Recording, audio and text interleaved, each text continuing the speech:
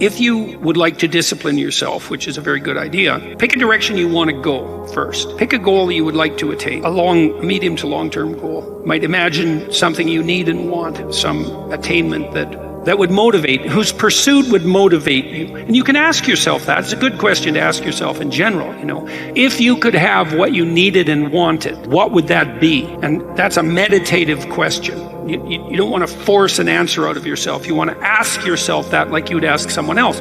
If I could have what I wanted, what would that look like? And you can ask yourself that in a more differentiated way. If I could have the relationship that I needed and wanted, if I could have the friendships, if I could have the job or career, if I could have the educational pathway, if I could adopt civic responsibility, if I could engage in some creative enterprise. The next goal is to take your goal and to fragment it into micro goals until you find a micro goal that's small enough that it still presents some challenge that you will do.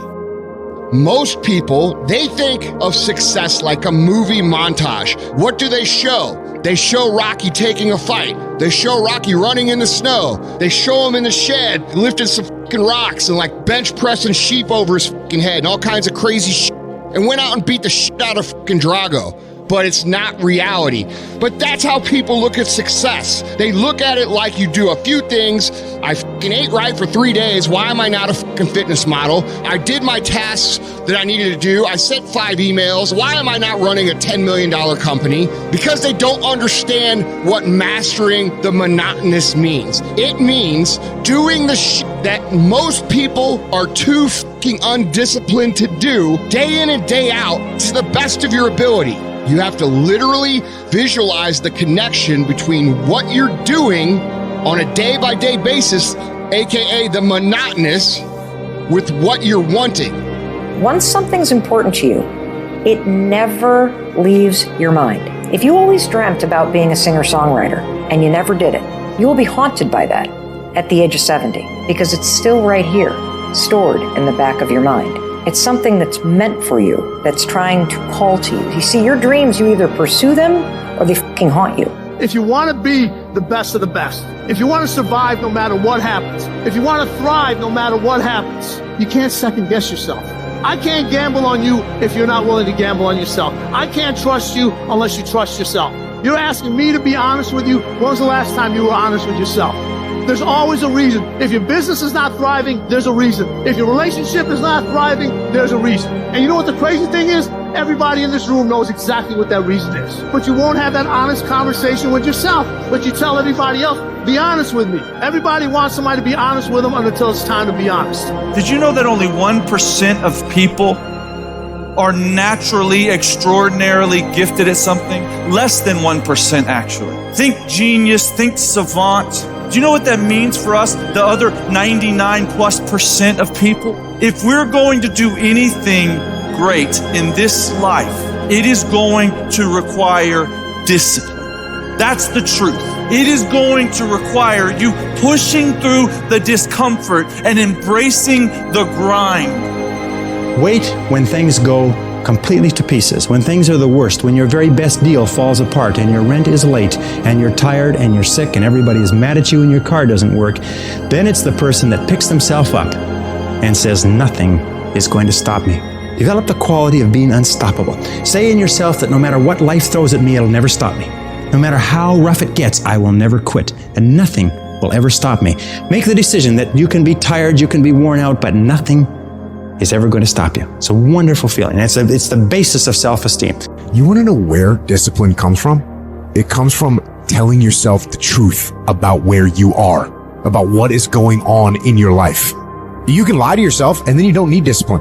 You can tell yourself everything's okay and then you don't need discipline. You can lie to yourself and say that you're winning and then you don't need discipline. But if you tell yourself the truth, if you tell yourself the truth that you know you could be better, you know you could do more, if you tell yourself the truth, you won't have to find discipline. Discipline will find you. Effort, dedication, work hard, because the talent is not enough anymore. And if you don't dedicate it 100%, you're not gonna reach the level that you want. For example, you arrive home, you had a lunch, you do it a quick nap, and you wake up, you play with your kids, blah, blah. and I have to go to the gym at least 30, 40 minutes, but this will make the difference in the end of the day, you understand? If you not do it that work, you miss one. The next day, it's 2 sessions that you lost. And I know in the end of the day, in the hand, they're gonna make a huge difference. I don't care how good you are in anything, you don't have discipline, you ain't nobody. Right. You're nothing without discipline, because you give up on the slightest struggle without discipline. 100%. Discipline is doing what you hate to do, but do it like you love it. The rule of 100 states that if you spend 100 hours in a year, which is 18 minutes a day, all of us, in any discipline, karate, violin, piano, whatever, if you spend 18 minutes a day, which is 100 hours a year, you'll be better than 95% of the world in that discipline. Your mind has to be stronger than your feelings. Think about every poor decision you've made in your life. There was more emotion that was involved in it than there was mind. Every single one of them. Think about it. Your feelings keep you in bed. Your mind tells you, get up. If you stay in bed, if you stay on the couch, if you stay in your comfort zone, if you only do what is easy, your life will be hard. But if you do what is hard, if you get up, if you grind, if you are relentless, if you work as hard as possible, when other people are slacking off, your life will be easy. I will never quit, because if you quit, you're done. You may still be alive walking around on this earth, you're done. I will never quit. I will persevere and I will thrive on adversity. My team expects me to be physically harder and mentally stronger than our opponents. I hold myself to that standard. I will be physically harder and mentally stronger than anything that comes against me, my family, my business, my brothers, my sisters, my team. I will be the one that is physically harder and mentally stronger, and I will work to maintain that position.